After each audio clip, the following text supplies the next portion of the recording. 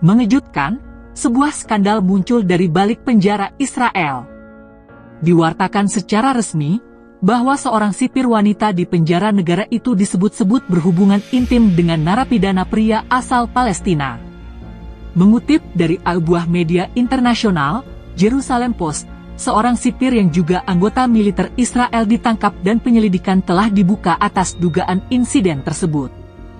Perintah pembungkaman telah ditempatkan pada beberapa rincian kasus ini. Ternyata, prajurit yang ditangkap itu diduga melakukan hubungan intim dengan narapidana selama bertugas sebagai sipir. Diketahui, lebih jauh, penjaga penjara wanita lainnya juga diduga melakukan hubungan intim dengan narapidana tersebut. Tahanan dalam kasus ini diperkirakan akan diinterogasi.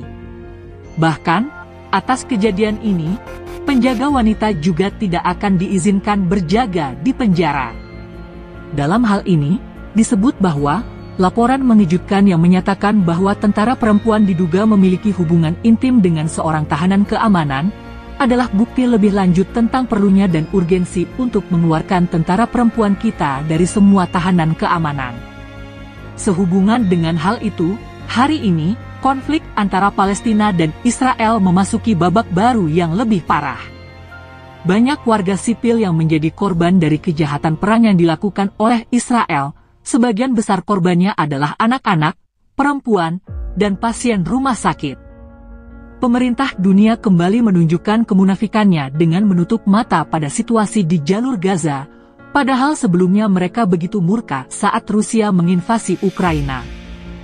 Konflik antara Palestina dan Israel adalah salah satu konflik terpanjang dan paling rumit di dunia.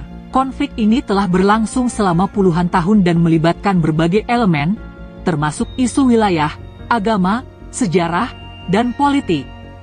Sejarah konflik Palestina-Israel bermula dari awal abad ke-20, ketika Kesultanan Ottoman dikalahkan Inggris dalam Perang Dunia Pertama, wilayah Palestina diambil alih oleh Inggris.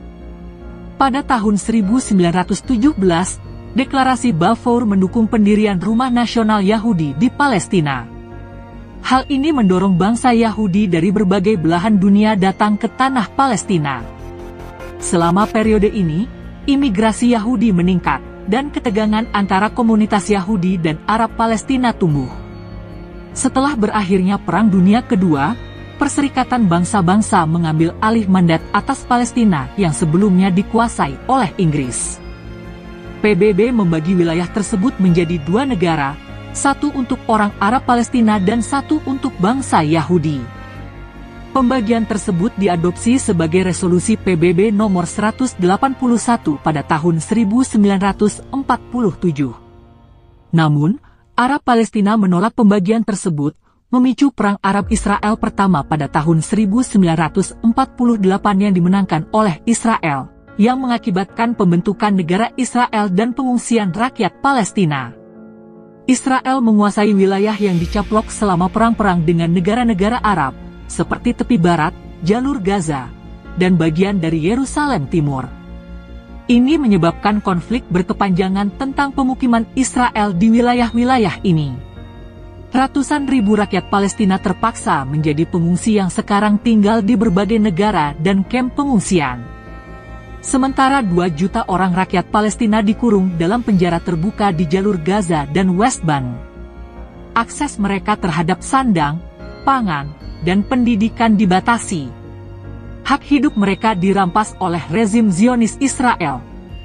Upaya-upaya untuk menyelesaikan konflik Palestina-Israel telah ada selama puluhan tahun, di antaranya Perjanjian Oslo pada tahun 1993 antara Israel dan Organisasi Pembebasan Palestina, PLO, serta perundingan Camp David pada tahun 2000 yang hampir mencapai kesepakatan tetapi akhirnya gagal.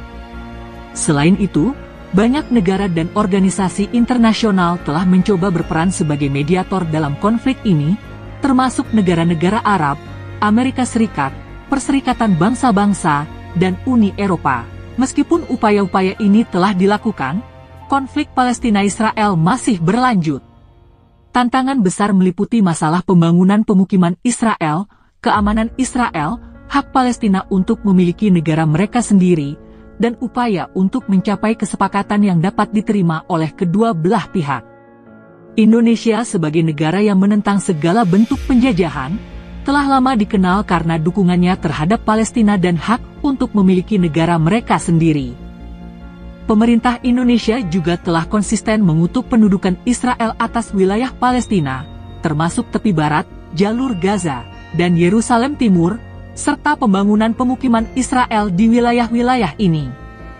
Indonesia secara konsisten mendesak Israel untuk menghentikan tindakan-tindakan yang menghambat proses perdamaian. Selain itu, Indonesia secara berkala juga menjadi tuan rumah pertemuan-pertemuan penting yang membahas isu Palestina, seperti KTT OKI. Pandangan Indonesia terhadap konflik Palestina-Israel mencerminkan dukungan yang kuat terhadap hak rakyat Palestina untuk merdeka. Pemerintah Indonesia telah mendukung berbagai inisiatif dan upaya internasional yang bertujuan untuk mencapai perdamaian yang adil dan berkelanjutan antara Palestina dan Israel.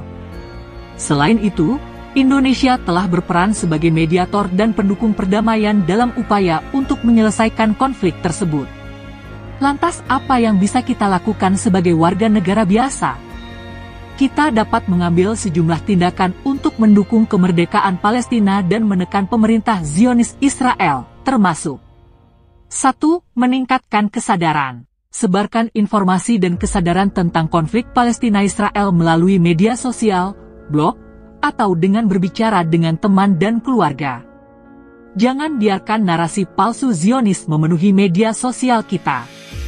Pendidikan dan pemahaman yang lebih baik tentang masalah ini penting untuk menggerakkan perubahan. 2. Mendukung organisasi kemanusiaan. Banyak organisasi kemanusiaan dan amal bekerja untuk membantu rakyat Palestina yang terdampak konflik. Sumbangan atau dukungan finansial kepada organisasi-organisasi ini dapat membantu memberikan bantuan yang sangat dibutuhkan kepada warga Palestina.